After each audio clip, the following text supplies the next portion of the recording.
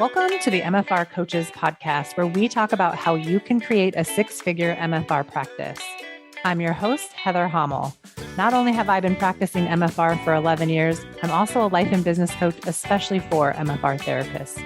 My goal is for you to understand how to get fully booked, how to talk to your clients, and how to make sure they understand what's possible for them with MFR treatment. I'm here to help you stop under-earning, overworking, and burning out.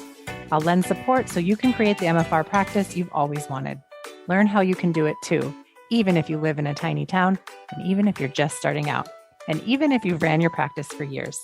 Let's go.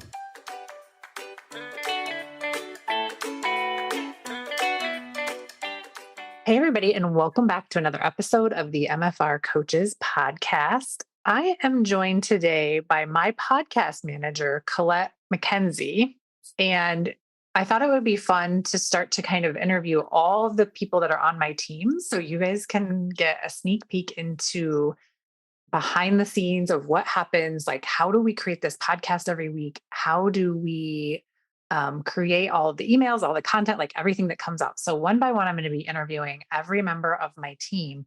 But I wanted to take it back to the OG, which is Collet McKenzie. She was the very first team member I ever hired. And we've been working together the longest. We're almost ready. Like when this comes out, it'll probably be near our 2-year podcast anniversary. So welcome to the podcast, Collet. Thanks for being here. Thank you, Heather. I am so excited to be there. I am looking forward to hearing this entire series. It'll be fun to just see how all the pieces go together. I am just one branch of the entire tree, but I can't wait to see how everyone comes together and make this magic that you have going on here. Yeah, thanks. Well, I think it started back when you were recommended to me, I think by Jennifer Brown, right? Yes. And her podcast, Stop Dieting Forever. So Jennifer and I went to life coach school together. I love her podcast, love the aesthetic of it. And then I was like, I wonder if I could have a podcast. And from the minute I interviewed you and we, decided to work together, you were always like, yes, you can create this. Yes, it's easy. This is what it looks like. And you made it super simple for me, like from the beginning, launch to just going forward. So it's been like a dream for me from my side of things. Oh, I'm so happy that's your experience because that is my goal. I aim to be a one-stop shop. I just want you to record and hand it over and your business just grow from there while you focus on everything else that's revenue generating. So I'm glad that's your experience.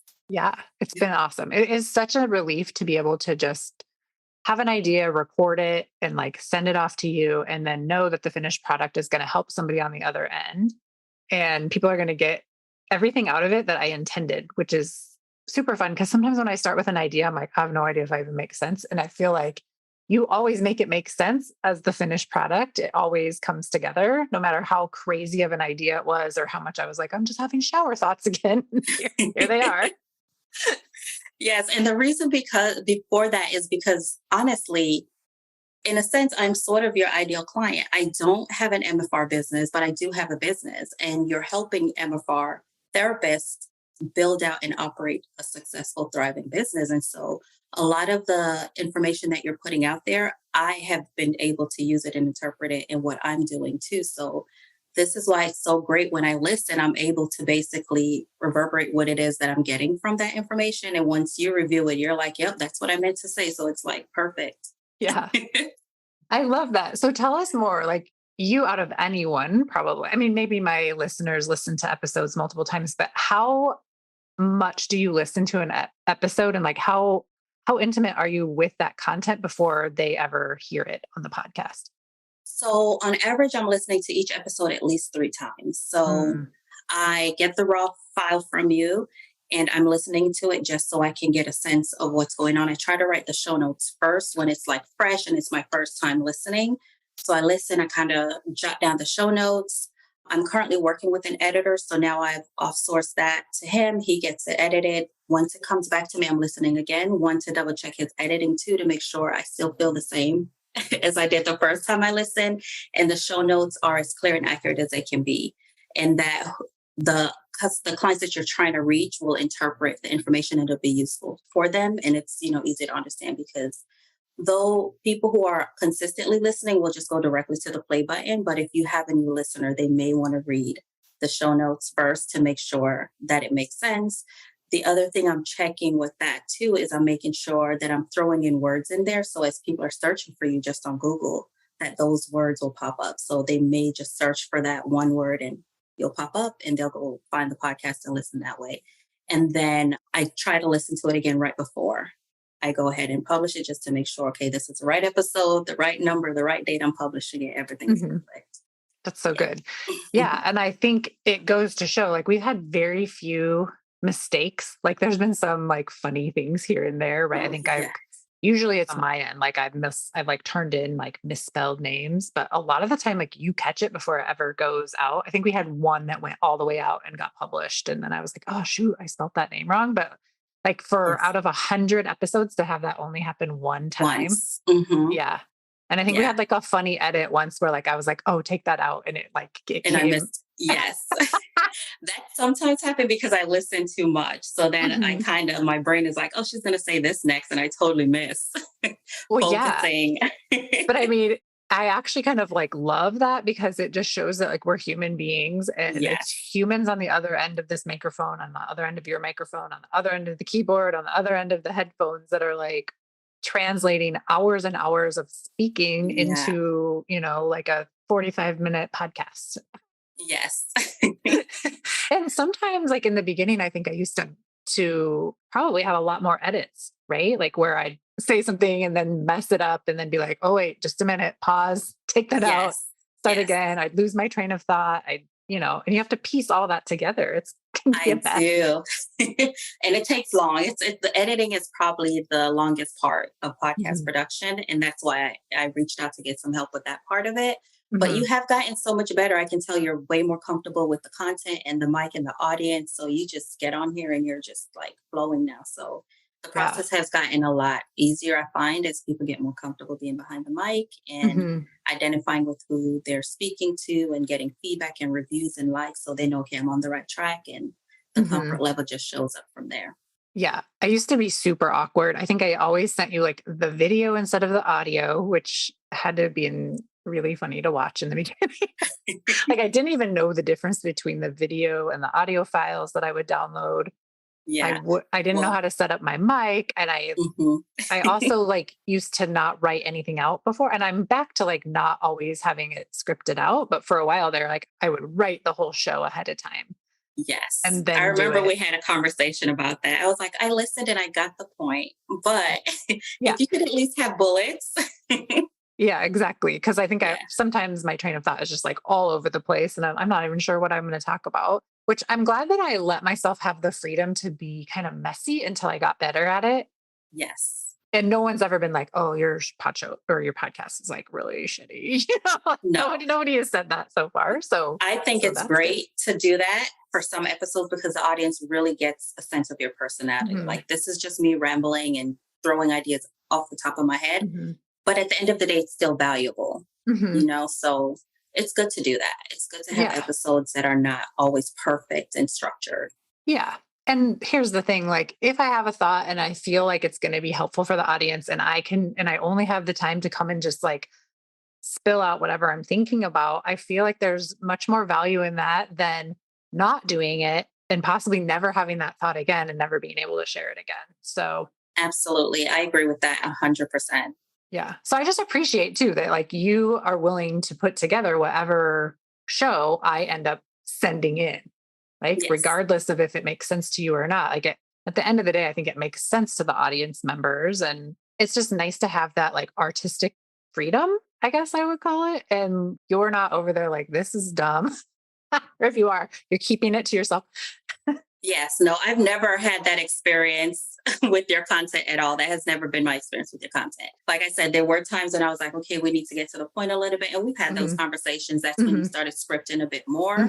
But like you said, now you're back to not doing that because your comfort level is there. So although you're not scripting, you're hitting the points and getting to the point and the audience is walking away with value quicker than you were previously. So yeah, I would definitely always tell you because making sure your podcast is successful is my responsibility also. So if I'm listening and I'm like, oh my gosh, I don't get this. What is Heather talking about? I'm definitely going to tell you, hey, Yeah. maybe we should do another episode this week, or you want to re-record it here. Here's what I think you should put in there to Yeah. make it more clear. So yeah, I will definitely tell you.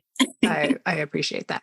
Okay, so you were talking about how because this podcast is a business podcast, you've been able to take some of the episodes you've listened to and incorporate it into how you run your business. Like, do you want to elaborate on that? Like, what has been the most helpful or surprising thing that you've learned on the podcast that you've been able to integrate into your business? Yes. So I would say the number one thing is about raising rates, right? So you've done several episodes on this. And I remember in 2021, December, I was at a point where I knew I was undercharging, but I was terrified to raise my rates because I was like, oh my gosh, everyone's going to leave. And then I don't even have a business anymore. Like, what's the whole point? And that it was just weighing really heavy on me. And it got to the point where I decided, okay, I'm just going to shut everything down. I'm going to quit. I'm going to give notice, like, so everyone is able to, find other help, and I'm just going to move on. Maybe I'll go drive Uber or do something else. Like, I don't know. And I think you did a series. Maybe it was a series because I remember I felt like every week I was editing, you kept talking about raising these rates. And I'm like, oh my gosh, Heather keeps preaching to me. I need to just do this. Like, clearly, this is my sign. This is what I need to do. I've been thinking about it. I've been hesitant, and Heather keeps talking about it. And you gave really good insights for me of how to handle the emotions from it. So I did thought work around it Mm, prior. And then I just came to the conclusion like, okay, you are terrified to raise your rate because everyone will leave and you won't have a business. But you're about to throw the entire business away and you won't have a business. So how about you just raise your rate, sit in the feelings, and then see what happens? And I did. I drafted an email. I sent it out to all my clients. And I remember sitting on the couch with my blanket, like, okay, let me go comfort myself now. hmm And I did that I probably sat there for like 30 minutes, and I'm like, you know what? It is what it is. I already said I had a plan B. Let me go move on and figure out what's next. And hmm I was like, well, let me check my emails, see what's going on. And I think every single client replied within 20 minutes. And it was like, about time. You are charging way too low. Please sign me up for your highest package. And I was just hmm like, wait a minute. Yeah. I think I sent you one of those. I was like, You yeah, did. duh. You Like, let's absolutely did. go. And I was like, what's going on right now? So Yeah.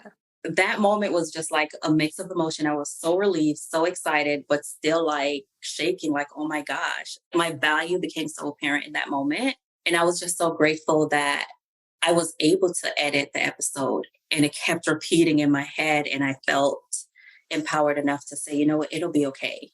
It'll Yeah. be okay at the end of this decision. Just make the decision and move forward. I love that. I'm so happy that that helped you. And I think, my clients experience this. I experienced this. Like, I just went through a rate increase, and it's so easy to just believe that you're going to burn your business down, right? Yeah. Because it's Hmm. scary. And what if, but like, what if that rate increase allows you to stay in business? It allows you to offer even better value to your clients, better results to your clients. And it keeps you from having to quit. Like, it keeps you from having to work harder, like all of these things that are going to create burnout. It's amazing what a simple rate increase can do for you on the positive side of things outside of just the money part of it.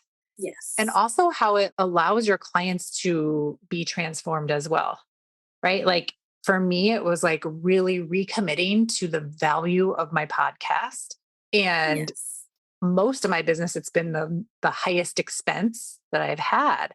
But it's like most of my clients come through the podcast. So most of the people that buy from me do buy after being a long-term listener, sometime for, you know, 6 to 12 months before they ever purchase from me, which is totally fine and amazing. And so why wouldn't I continue to have that be an investment for my business? And I think for anyone else that hires you to do the podcasting, it's like, it's such a good investment. Like, the return on investment is huge.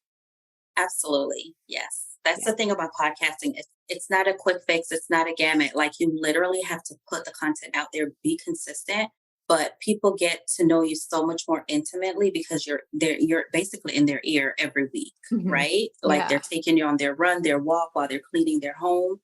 And yes, it takes a bit longer for them to maybe purchase because you're not using the catchy marketing phrases that's like, oh my gosh, let me go get it because, the panic. I have to buy Yeah, it there's now no because it's going to go FOMO. away. Like, hopefully, I that's not really how Right. I like to sell.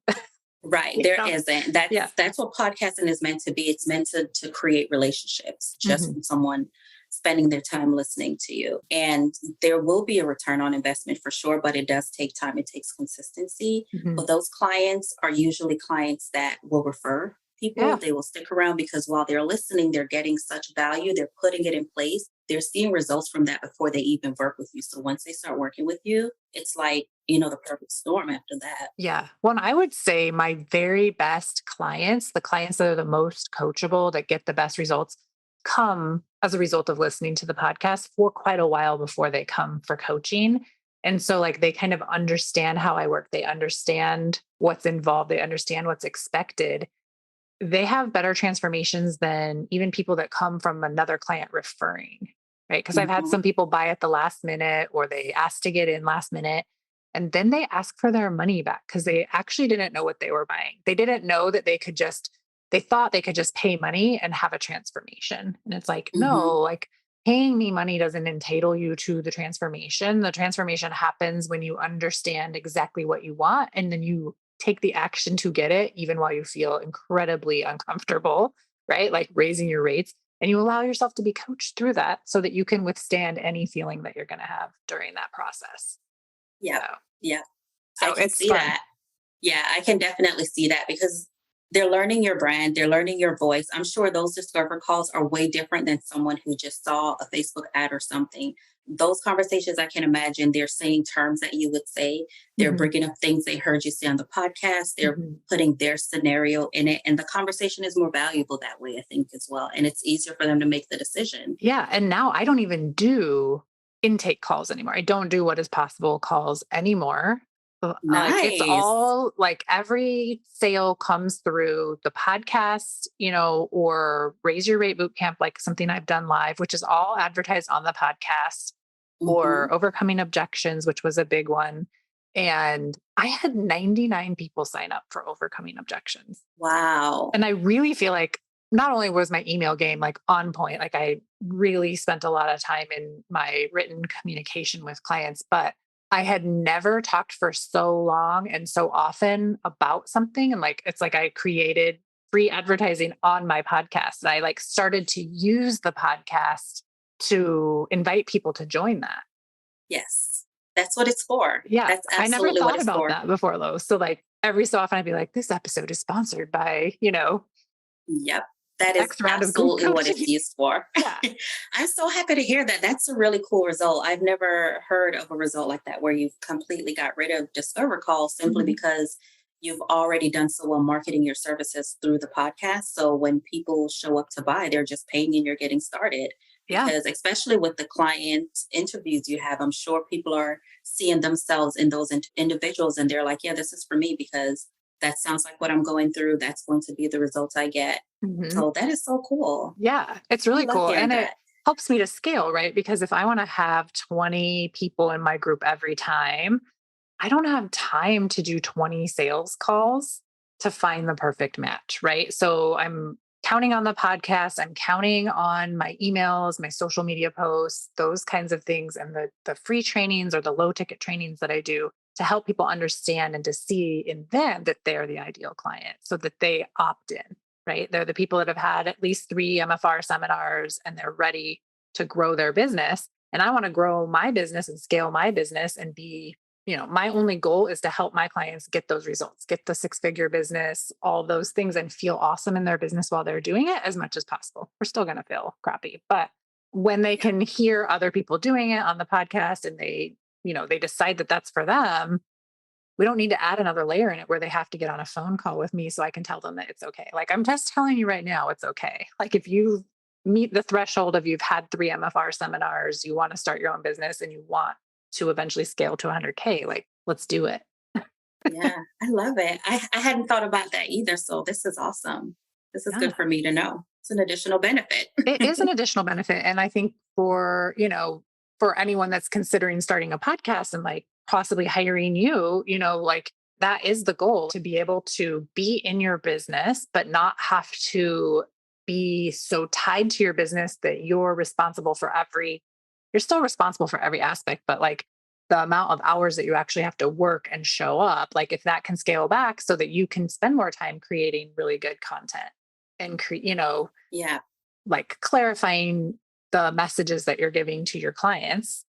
I want to get really good, even better at teaching Raise Your Rate Bootcamp. So I'm about ready to like launch that again as a live program and teach it even clearer and give even better coaching on it so that there's no confusion, right? And not that there's any confusion now, but like, how do I help even more people quicker with less pain to do that? And then the overcoming objections training, like get even better at teaching that clearer and clearer and clearer. So those will be like the two things that I kind of focus on. One will be a free offer, one will be a paid offer, and they will both lead into joining group coaching. I love that. I love that. And now you have the time to do it. Yeah, because I'm not on 20 calls a week trying to get everybody into my group. Like now, like the group kind of fills itself. And I made a decision too that that was kind of part of while we're discussing all the back end things, was one of the reasons why I raised my rate so that I can still create the amount of income that I want to, so that I can keep everybody on my team and keep my back end flowing really well. But I can keep the numbers small in the group by doing that. Yes. It used to be like, oh, I need to have like 30 or 40 people in here. And I'm like, what's going to happen when we get 30 and 40 people in here and 20 of them are at 100K and 20 of them are at zero? Like, what is going to be the experience? And it's a much different experience when you've got 12 or 13 people scaling to 100K and you've got 8 people kind of like anywhere from starting to, midway booked. Yes. It's like I can direct my attention exactly where it needs to be on each and every coaching call and give value to everyone on the call, not just whoever is in those sections, right? Because almost every coaching call like pertains to everyone in some degree, but I want to give that experience, that like boutique coaching experience for as long as possible, as long as that's financially feasible in this business. I love that. So it's more focused on the additional value you can bring, not the amount of money that you're bringing in. I love that. Yeah. That's sort of the experience I had when I raised my rates as well, because I knew I needed to get some time back. I wanted to focus on my health. That was one of my goals for this year. So after raising my rates, I was able to, like I said, bring on an editor. I recently started working with a copywriter, and I have someone helping with transcripts now. And I'm able to go to the gym. I'm able to go to see a personal trainer and just make sure that, because I'm not burnt out trying to do everything. Yeah. Everything is being done with the highest quality because each individual has just enough. We're not overwhelmed. So I love it's that. Definitely a great thing. Yeah. And then that just helps you to add even more value to your clients because they're getting the end product that they want and they get to keep having you. You're not burning out and having to quit. Exactly. Yeah. I have lots of help now too. Like I have you, I have someone that works in my Entreport account, like full time. It's a huge project. And I have Jackie, my online business manager, and she does everything. Like she keeps me organized. She makes sure that I know what I'm supposed to be doing and getting turned in every week so that I'm not having to remember everything. It's like she gets to be like a second brain for me, which is so, so fun. Yes. Having help is absolutely worth it. I recommend it. Like charge the right amount for the value you're giving and get help. Your sanity is worth it. For sure. Yeah. And your health is worth it too. Like I love to know that you're like, as a result of your rate increase, you're able to take better care of yourself. You're able to give yourself more freedom and time off. It's worth it. And like, so for that amount of time that you were uncomfortable raising your rate, was that worth it? Are you willing to go through that again for the result that you have now? Absolutely. In a heartbeat. Rather than quitting now, I'm more focused on like, how bad could it be to go through that bit of discomfort after making that decision, instead of turning and running the other way because I don't want to feel horrible or rejected or like I failed or, all the things. I'm just like, it'll be okay. Yeah. So, and it I will definitely be. learned that. Yeah. And we don't have to make it mean like, say somebody did decide not to work with you anymore. Like it doesn't actually have to be rejection. Right. Like I have this conversation with myself all of the time because would I love everybody to renew every time and never leave? Yes. And also I understand that there's no way actually physically for me to keep everybody every round. Right. And it doesn't have to mean there's any rejection. Right. It's like optional. I remember that from your episode as well, because one person did say no. Mhm. And I didn't give it a second thought. I Mhm. think just listening to you go over that and provide scenarios, I was just like, it's okay. We worked together for a season and now it's time to move on, and someone else whom I can help that needs Mhm. my services will show up, and it's been Yeah. fine. How Yeah. many podcasts do you do? So currently, I've just signed someone 2 days ago. So I'm officially at 10, which Oh, was a wow. goal I had. Yeah, Yeah, that's it was. huge. Yeah, this was a goal I had, but I knew I couldn't do it by Mhm. myself. So this is why I needed help. But now that I'm here, I'm not sure what my next goal is, because it's always been I would love to manage 10 podcasts, and now I do. Mhm. And the quality and effort is all seamless right now. So I'm kind of hesitant again. So I need to do some thought work around that. Yeah, like Like, on why I'm your hesitant. capacity to expand and do more, right? Yes. Yeah.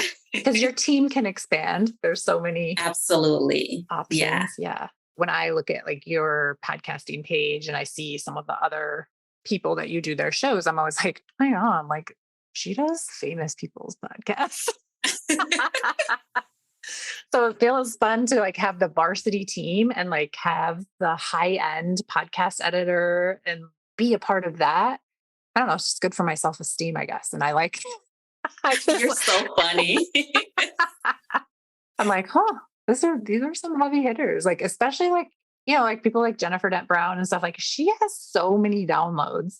I remember Yeah. like watching in the beginning of my podcast, like it's slow to take off or whatever. Plus, I have such a micro audience, like a niche audience.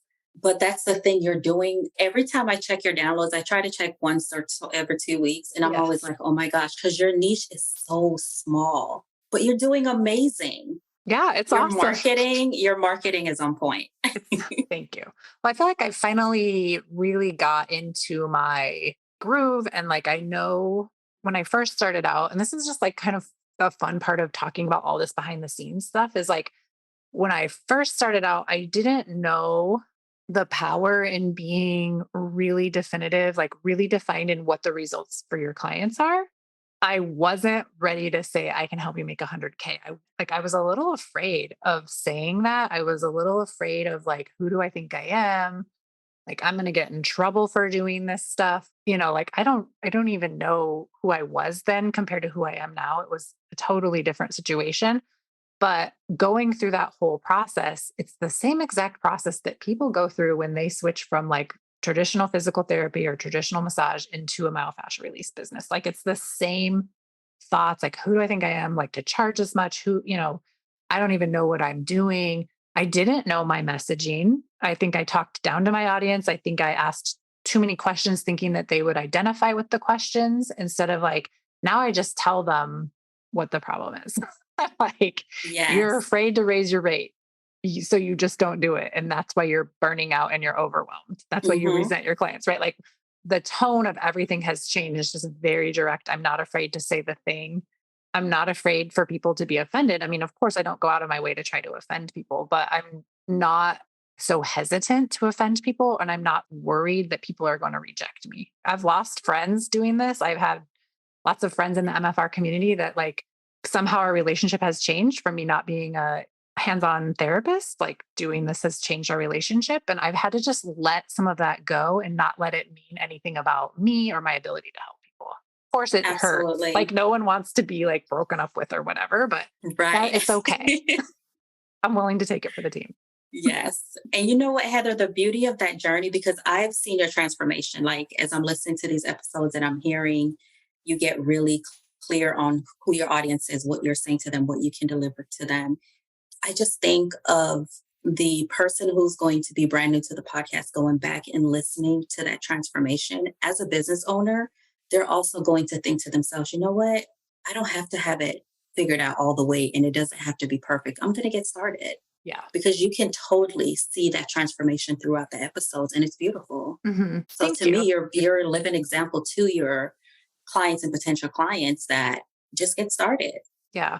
It's fun to have this body of work be recorded. It'll be here forever. Like imagine my grandkids listening to this and being like, "Oh, there's my granny." Like, Yeah. it's like so funny or it's just funny to have this body of work.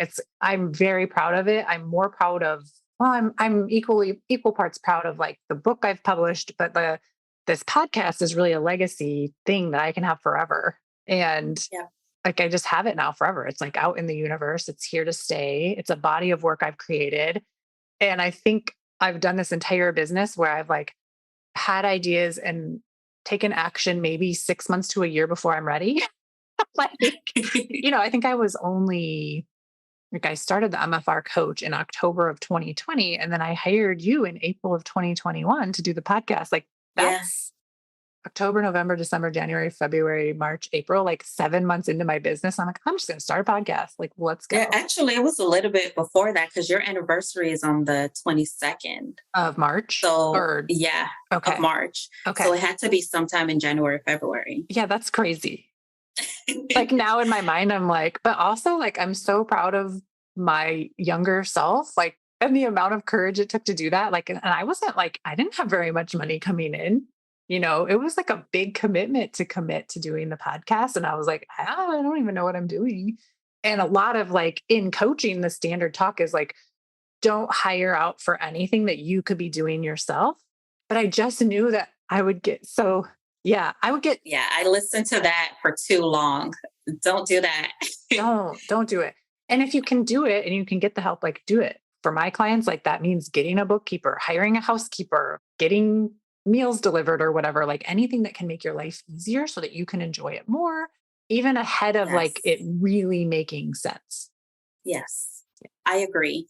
That's my lived experience. Now I'm always thinking, okay. And I recently just read this book, Who Not How. So now it's even more in the front of my mind. I'm never thinking, oh my gosh, how am I going to get this done? I have to fit this in. I'm always like, okay, if it's a budget thing, let's look at the budget. And now who can you get to do this? Yeah. How do I make more money? Right. Now, okay, how am I going to figure this out? It's like, no, we're going to make money and then who can do it? Yeah. Who do I need to be to make that money?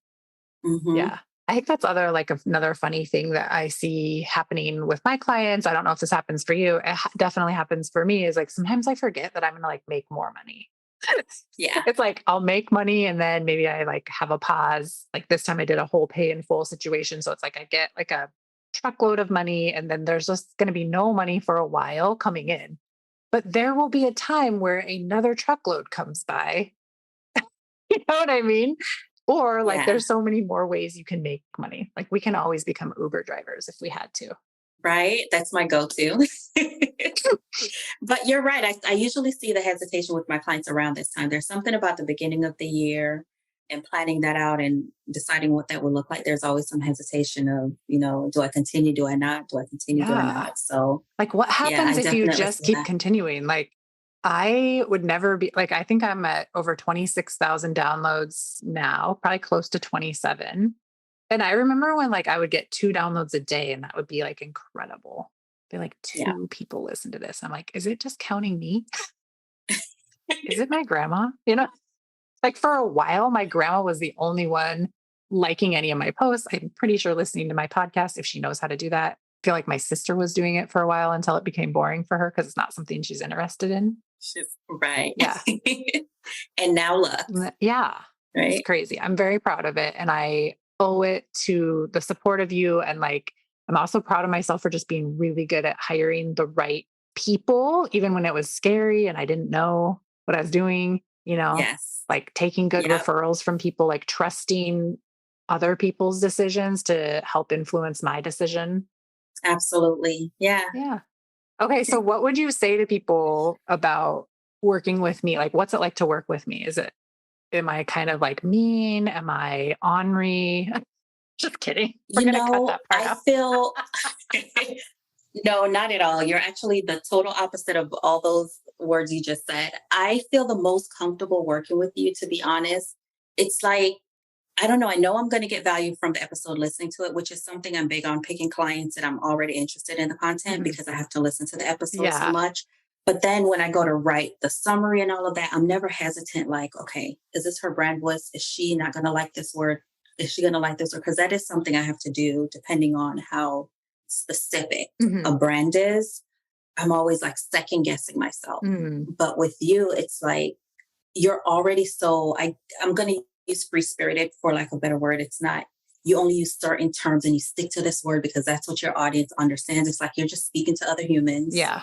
and they're going to get it. You always give more than one example. So I know, okay, if that's the one I understood, that's the one I'm going to use to summarize. So I always just feel like I'm listening, I'm interpreting, and however I would apply it and wherever I would get the most value is how I tend to summarize it.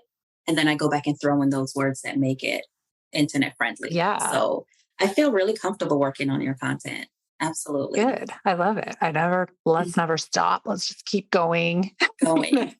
Plus, you're always ahead. You're always 1 or 2 months ahead. So it's like I never have to wonder where Heather is this episode going to come out. It's just like they're waiting. Yeah. And I can get it done and it's ready and it goes out. I feel like you help to set that expectation though, because I don't really think, well, and my entrepreneur person said that I am also like the most organized person she works with, which I'm going to take what you just said and what she said like as a huge compliment, because that's not actually how I view myself out in the world. Like if you saw my house, we've got piles here and there. I'm not really good at housekeeping. I'm not super organized.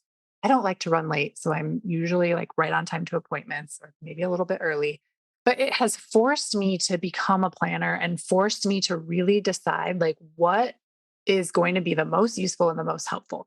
And just taking any of that time to think things out, think about it out loud, kind of plan it, has created this result, right? Of being able to be a month or two ahead in podcasts. And now I have like on our Trello board, I had to learn how to do Trello, you guys. I have a whole thing, like a list of all the possible content that I'm going to do. And now I have a lot of interviews scheduled. So we have, and it's nice to do, an interview podcast and then one where it's just me. And then sometimes it's lots of interviews. It just really kind of depends on what's going on. But yeah. The beauty of that is whenever you need time off, you get sick, vacation, whatever it is, you don't have to worry about it. The podcast continues. Your audience that is used to listening to you will know that the episode will be there. It won't be a last minute scramble because again, consistency is the name of the game for podcasting. Yeah. You want to be consistent. Yeah. Well, and we've had times where there's been a glitch in the matrix where like the episode didn't go for like usually on Apple's. It's like usually an Apple problem. And like people are emailing me. They're like, what's the matter? Like, are you alive? Is there an episode coming out? Exactly. And like, that's usually how we figure out that it didn't even go out. Cause maybe it's like 6 o'clock in the morning and someone's already trying to listen to it. I'm like, I'm not even downloading. Yeah. I'm not even awake yet. I didn't know it didn't come out. Yeah. Well, now I have that sorted out. I actually check Apple as well because they've been pretty frequent with that error. I don't know what's going on. Yeah. We don't like it when that happens, but it also like isn't going to make or break us. Like that's the other, I think, cool experience with this podcast is like things are outside of our control and there's literally no reason to get all upset about it. No. Yeah. You can just reroute them somewhere else. You're on like, at this point, at least 20 platforms. Yeah. Because if you're not getting it on Apple, it's not that it's not there. It's on the Podbean. Yeah. Yeah. It's on Google. It's on Podbean. It's on Spotify. It's everywhere else. It's just Apple has been having some issues. But yeah, there's always somewhere else to reroute them that they can listen to for that day until Apple gets it together. So come on, Apple. That's good to know. So like for anyone that ever experiences that listens on Apple, if you can't get the podcast that day, just go check out the Podbean site. You can just Google the MFR Coaches podcast and it'll pop up everywhere. And it'll pop up. Yeah. Yep, absolutely. And there's some other smaller apps as well, because I listen to all of my podcast audiobooks on Castbox. So I don't actually go to Google or Spotify. I just go to that one place and I get audiobooks and I get podcasts all in one location. So there are other. Why do you like that the best? Because I have the mixture of the audiobooks and the podcast. So I just go to my list of subscriptions and I can just listen. I don't have to go to Apple, go to Google, it's just all right there. What's it called again? Castbox. CAST? ST. BOX. Okay. You're on there. I made sure. Okay. That's amazing. I don't even know where it's one of the smaller. It's actually just an app on cell phones. I haven't Googled myself for a long time. I should like see what pops up. So funny. Maybe I don't want to. Oh, that's so funny. All right. Well, I really appreciate you being on the show today. I think that it's fun to just have these conversations. We'll have to, we should have, when I hit 100,000 downloads, we should have a celebratory podcast episode like this where we talk about it and we'll have balloons and champagne or something or Coca-Cola, whatever. Absolutely. I love that. Champagne. All right. I'll probably have a mixed drink because champagne is like it's not sweet enough. I really like sweet drinks. So that's fine. You can have champagne. I'll have a mixed drink. It will just talk about how we got there and it'll be fun. And it probably won't be that long from now because I feel like once we hit 25K, actually, once we hit 15, 10, 15, 20, like it's just kind of It just snowballing. picks up. Yep. Yeah. Yeah. It's a consistent increase. So Yeah. I'm excited. I'm looking forward to it. Me too. It'll be super fun. Okay. Well, thank you so much for being my podcast editor, being part of the varsity team, being willing to come on here and get interviewed. If people are interested in working with you, how do they find you? They can visit my website, which is my name, ColletteMcKenzie.com. It's ColletteMcKenzie. You can also find me on Instagram at the same handle at Collet McKenzie. Awesome. All right, you guys, go follow her there and visit her page so you can find out all the other podcasts that she is involved with. It's quite an extensive list. There are 10 now. We're on the way to 20. This is amazing. I love it. Keep me informed. I will. I may be reaching out for coaching. Yeah. I'm happy to coach you. I love it. Yes. All right, everybody. We'll see you again next week on another episode of the MFR Coaches Podcast. Bye. Thanks for joining me today. My goal is to help all MFR therapists stop under-earning and burning out. I have several resources available for you. Read my book, The MFR Coach's Guide to Having Your Own MFR Business, available on Amazon and at Advanced John Barnes MFR seminars. Keep listening to the podcast. I'll always have fresh content each and every week. Join my group coaching program. Enrollment opens 4 times per year. We take all the information I teach and lay down the foundation for your 6-figure MFR business. It's more than just raising rates, but you'll make that the hardest part. Then expand into the business owner who delivers your rate like it's just the news and who can sell MFR to anyone in any situation. I'll show you how. Get on my email list, follow me on social media at the MFR Coach, and visit my website for more information on group enrollment, themfrcoach.com. Thanks for listening, and I'll see you next week.